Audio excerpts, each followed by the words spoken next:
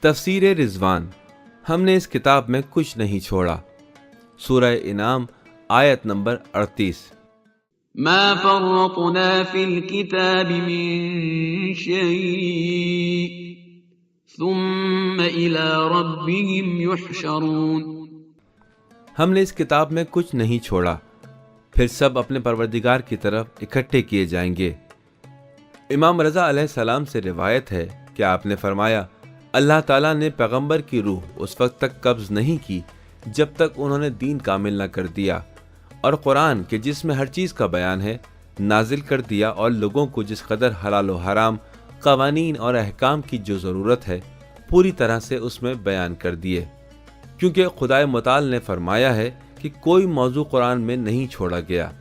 مذکورہ بالا آیت اور روایت پڑھنے کے بعد شاید یہ سوال ہو سکتا ہے کہ کس طرح قرآن یہ دعویٰ کر سکتا ہے کہ اس میں ہر چیز کا بیان ہے۔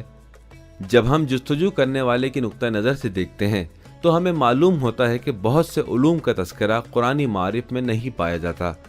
بعض علوم جیسے ریاضی، طب، معاشیات وغیرہ کا اس میں ذکر نہیں۔ اس شبہ کا جواب دینے کی خاطر ہر چیز سے پہلے ان آیت کی طرف توجہ کریں۔ یہ قرآن جو سب سے زیادہ مستحکم راستہ ہے کی طرف رہنمائی کرتا ہے۔ اللہ کی طرف سے نور اور واضح کتاب تمہاری طرف آئی۔ اللہ نے اس کی برکت سے ان لوگوں کو جو اس کی خوشنودی کی پیروی کرتے ہیں سلامتی کی راہ پر رہنمائی کرتا ہے، اور اپنے حکم کے ساتھ تاریکیوں سے روشنی کی طرف لے جاتا ہے، اور انہیں راہ راست کی طرف ہدایت فرماتا ہے۔ جیسا کہ ہم دیکھتے ہیں قرآن اپنا بلند ترین مقصد انسانوں کی ہدایت، جہالت کی تاریکیوں اور کفر کے اندھیروں سے نجات بتاتا ہے۔